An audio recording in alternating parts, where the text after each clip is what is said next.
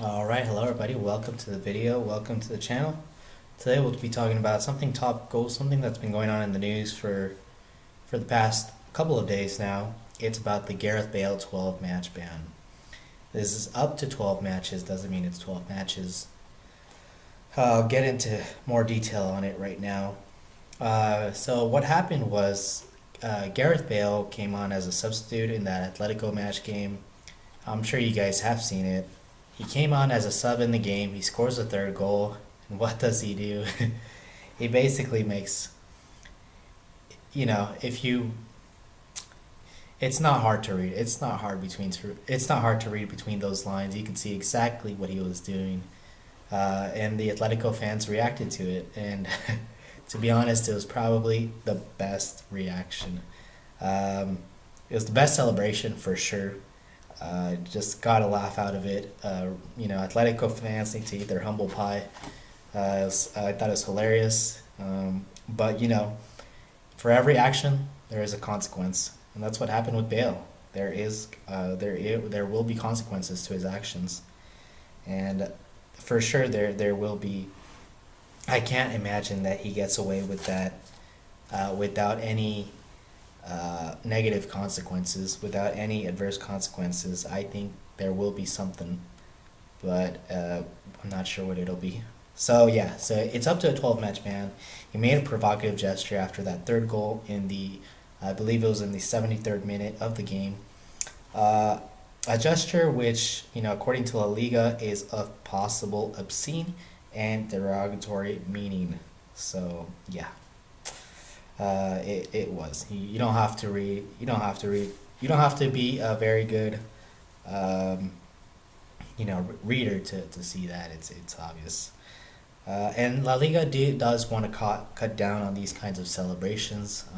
Whenever they see a celebration that does get some kind of reaction, it is usually reported to La Liga, La Liga committee, and then it's reviewed, and then they kind of go from there. For example, not a celebration, but Luis Suarez did get the that 9-match ban in La Liga when he, bit Chiellini. So there are consequences when you make actions like that, and Gareth Bale, although he's a great player, he can't escape that retrospective action.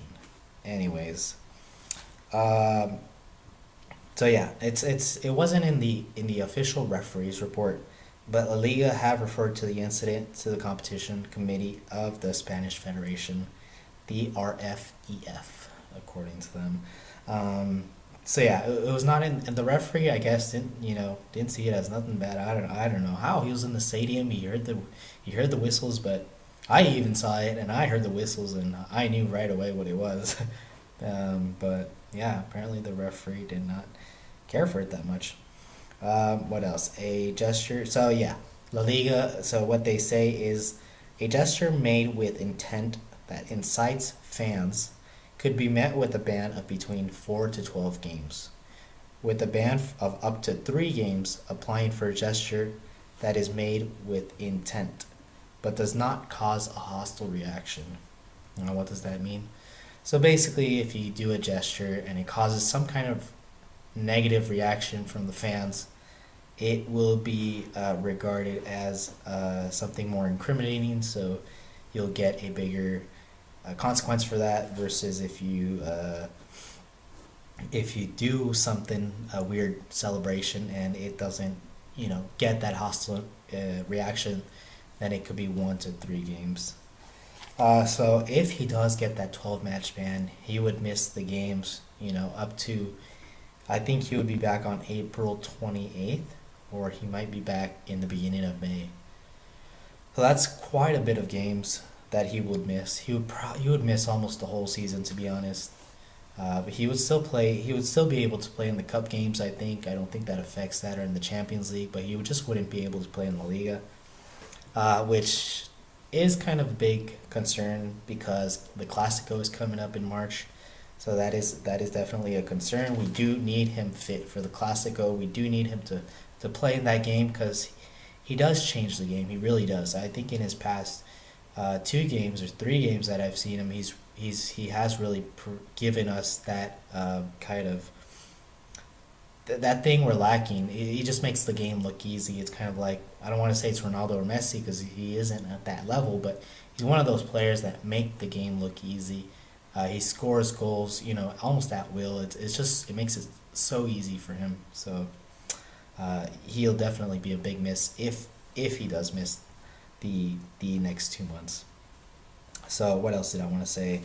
Yeah. So basically, other sources have said similar things. According to La Liga, if the gesture produces animosity among the fans, it could receive a ban between 4 to 12 games.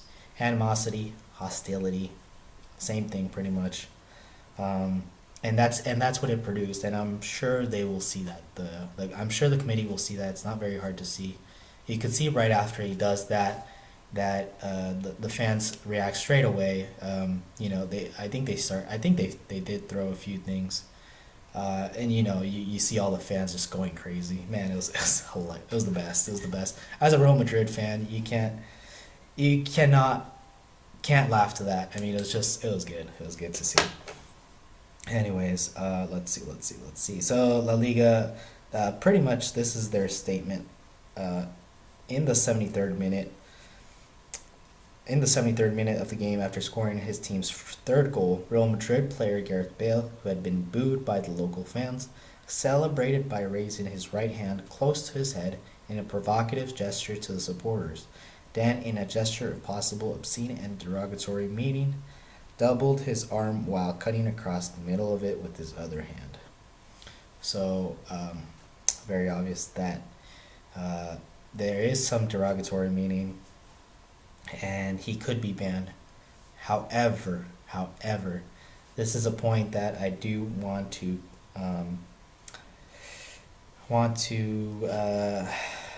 make known, I guess, is that Real Madrid and Barcelona, it's not very hard to hide that there is some favoritism between, I would say, the referees, the committees.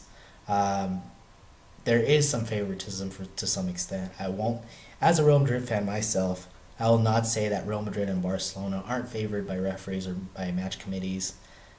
I wouldn't say that's the only cause of stuff of why we win Champions League. No.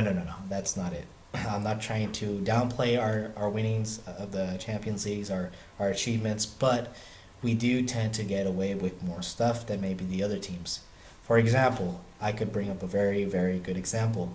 I believe it was 4 years ago when Ronaldo, what did he do? I think it was like some kind of, uh, he got a red card or something along those lines in one of the matches, and he got that red card, and right after the referee got demoted to second division, so he was only able to referee in the second division, and after that, I noticed that referees were a lot more scared to bring out the red card with Ronaldo, and I thought it was very funny because sometimes he did deserve that red card, and he wouldn't get it, and I think as fans we knew he deserved the red card, uh, but he wouldn't get it because the referees would be scared to give it to him. So that's just a very good example of the favoritism behind Barcelona and Real Madrid.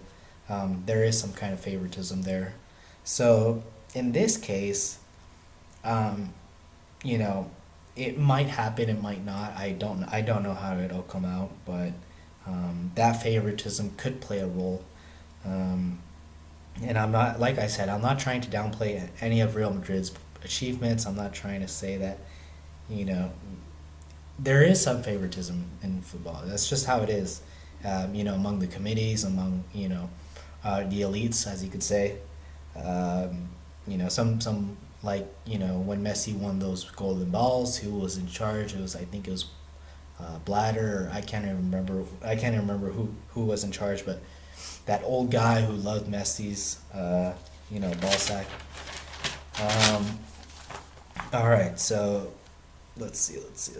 And then yeah, another source just said in the minute 73 of the game, after Bale scored his team's third goal, some jeering is heard from the home crowd by the audio-visual recordings during the celebration.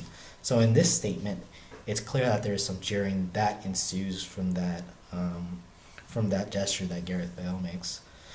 So, if Gareth Bale were to be suspended, he would be suspended between the 4 and 12 game match ban, which hopefully would be 4 games. But if it is 4 games, he will still miss El Clasico, and that's when we really really need him.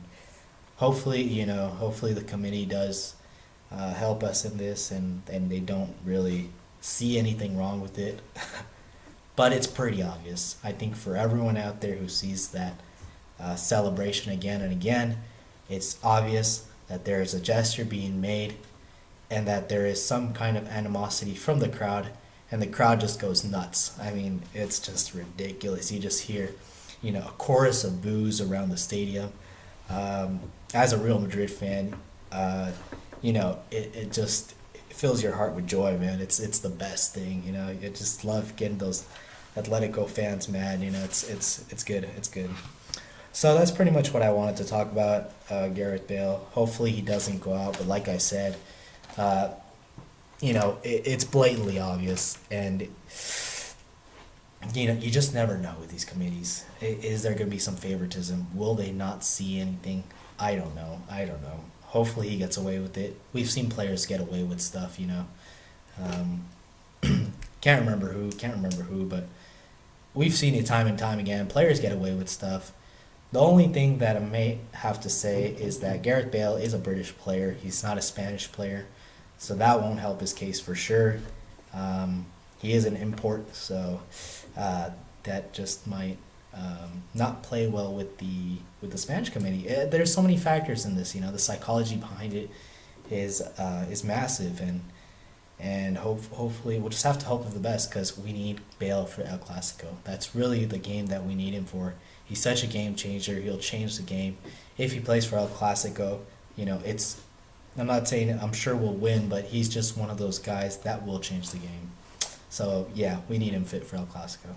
That's all I have for today. So yeah, thank you guys so much for watching, and stay tuned, stay subscribed. I will be putting out more content, and I will be improving the content in the next few months. I'm really looking to grow this channel. So thank you very much for watching, and stay tuned for more.